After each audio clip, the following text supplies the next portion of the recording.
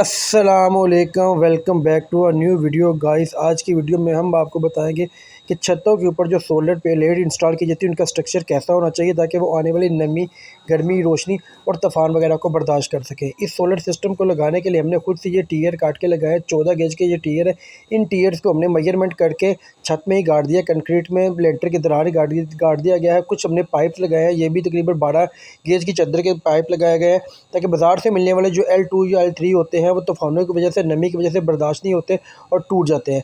ये देखें, ये दोनों जो पाइप लगे हैं दोनों का जो दरमियानी फासला वो इस वक्त 5 फीट है, जबकि सोलर प्लेट जो हमारी होती है वो 7.5 फुट की होती है। 585 या 570 वाट की जो सोलर प्लेट है वो उसकी लंबाई जो होती है वो 7.5 फीट होती है। तो ये 5.5, इनका दरमियानी फासला 5 फीट है और 2.5 फुट ये साइड पे आएगी। यहाँ पे हमारी 2 सोलर प्लेट्स लगेंगे। एक सोलर प्लेट इन 2 पाइपों के ऊपर हम लगाएंगे और एक सोलर प्लेट हम दूसरी 2 पाइपों के दरमियान लगाएंगे। इन सोलर प्लेट दोनों के कनेक्शन नीचे लगाने के लिए यहाँ पे हमने लेंटर में एक PVC पाइप भी लगाया है। जैसा कि आप वीडियो में देख रहे हैं, ये PVC पाइप आपने छत और लेंटर के दरमियान लग रहा होता है ताकि आसानी से नीचे वायर कनेक्शन की जो तार है नीचे जा सके। सोलर प्लेट की इन स्टैंड को छत में किस तरह ग्राउंड किया गया है इसकी तफसीलन वीडियो हमने बनाई है। आते हैं अपनी वीडियो की तरफ और इसको लगाने का तरीकाकार आपको सारा दिखाते हैं।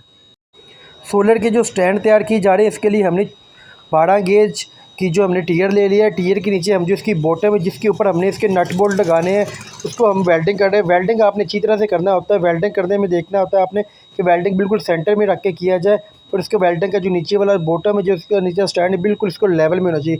अगर थोड़ा बहुत भी लेवल ऊपर नीचे होगा तो आपके सोलर प्लेट की स्टैंड जो है उसमें फ़र्क हो जाएगा, सोलर की प्लेट की डायरेक्शन में फ़र्क आ जाएगा और इसकी कैपेसिटी जो है वो चार्जिंग करने की, उसकी वोल्टेज पैदा करने की जो कैपेसिटी है वो कम हो जाती है। तो इन छोटी छोटी बातों का आपने अच्छी तरह ख्याल रखना होता है। इस स्टैंड को हम अच्छी तरह से वेल्डिंग करेंगे। वेल्डिंग करने के बाद नीचे जो बॉटम है इनमें दोनों में सुराख करेंगे और सुराख करके इसको हम छत में रावल बोल्ट के साथ लगा देंगे। सोलर पैनल का स्टैंड जो है वो तैयार हो चुका है, ये देखिए आपके सामने। अब आपको दिखाते हैं ये सोलर प्लेट के जो हमने टीयर है वो 12 गेज का लगाया और टीयर के तीनों साइडों को अच्छी तरह वेल्डिंग किया गया है, क्योंकि यही छोटी छोटी बातें होती हैं जिनको आपको अच्छी तरह इसका ख्याल रखना होता है। अगर घर पे आप स्टैंड कर रहे तो आपने वेल्डिंग करने में भी कोई भी कमी नहीं करनी। इसको अच्छी तरह तीनों तरफ से वेल्डिंग करना है और उसके बाद जो आपने रावल बोल्ट लगाने हैं वो भी अपनी अच्छी क्वालिटी के लगाने हैं। हैमरिंग ड्रिल मशीन की मदद से आपने सुराख करने मशीन की जो सेटिंग इसको आपने हैमरिंग पे कर लेना है और उसके बाद आपने वर्मा लेना है। जो इसके वर्मे को आपने चेक कर लेना है, जितनी रावल बोल्ट की लंबाई होगी वर्मा भी आपने उसी हिसाब से उसको लगाना है। जिस मतलब रावल बोल्ट की जितनी लंबाई है आपने इसको साथ रख के मेजरमेंट कर लेनी है और जहाँ पे रावल बोल्ट की लंबाई खत्म होती है उसके साथ ही आपने वर्मे को रख के अच्छी सा टेप लगा लेनी ताकि आप ज़मीन में उतना ही सुराख करें जितना कि रावल बोल्ट होता है।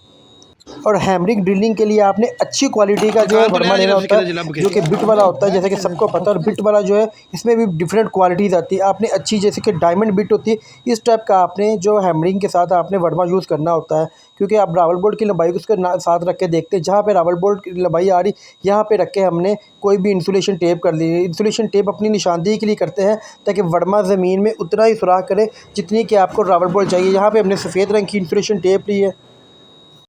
आप सफ़ेद की जगह पे रेड इंसुलेशन टेप भी यूज़ कर सकते हैं। ये देखें, जितनी रावल बोल्ट की लंबाई थी उसी हिसाब से हमने वर्मे के ऊपर जो इंसुलेशन टेप कर दी है। अब जनाब ड्रिल को चलाते हैं और ज़मीन में सुराख करते हैं। इस काम के लिए आपने हिलटी मशीन का इस्तेमाल करना होता है। कोई भी आपने सिंपल या सादी मशीन नहीं लेती, हमेशा हिलटी का इस्तेमाल करना है। और यहाँ पर रावल बोल्ट आपने रख के देख लेना है। नीचे आपने सरिये लगाने हैं। सरिये लगाने के बाद ऊपर रावल बोल्ट के साथ अपने वेल्डिंग करना है ताकि आपके स्ट्रक्चर की मजबूती जो बहुत ज़्यादा हो जाए। और सबसे जो मेन काम है, जब आपने सोलर स्टैंड लगाने इसके साथ आपने स्टील रोड, जिसको गुनिया भी रखते हैं, गुनिया रख के आपने बिल्कुल इसको लेवल में वेल्डिंग करना है। अगर थोड़ा सा भी लेवल आउट हो जाएगा तो सोलर स्ट्रक्चर के जो पोजीशन में फ़र्क आ जाता है और उसकी कैपेसिटी कम हो जाती है। यहाँ पे हमने पीछे जो सरिया गाड़ा था, नीचे सरिये के साथ रखे रावल बोल्ट के साथ हमने अच्छी तरह इसको वेल्डिंग कर लिया। वेल्डिंग करते वक्त आपने इसको अच्छी तरह वेल्डिंग करना है, दोनों साइडों से वेल्डिंग करना है। वेल्डिंग करते वक्त कुछ वेल्डर ये करते हैं कि वेल्डिंग ईरान की कंजूसी करते हैं, उसकी बचत करते हैं। ऐसा बिल्कुल नहीं करना, क्योंकि लाखों का स्ट्रक्चर होता है, लाखों रुपये आपके सोलर प्लेट पर इंस्टॉल होते हैं। तो आपने इसका मजबूती जो स्टैंड है वो स्टैंड के ऊपर ही मजबूती इसकी होती है। इसलिए इस स्टैंड को जितना स्ट्रॉन्ग होगी उतनी ही आपकी एफिशिएंसी और उसकी लाइफ बढ़ेगी सोलर की। स्टैंड की सेफ्टी के लिए हमने नीचे रावल बोल्ट के साथ एक सरिया स्टैंड किया है। फ्रंट साइड से भी इसको वेल्डिंग कर लिया, बैक साइड से वेल्डिंग कर लिया और उसके पीछे भी छोटा सा एक सरिया हमने रख दिया और उसके साथ भी इसको अच्छी तरह वेल्डिंग कर दी।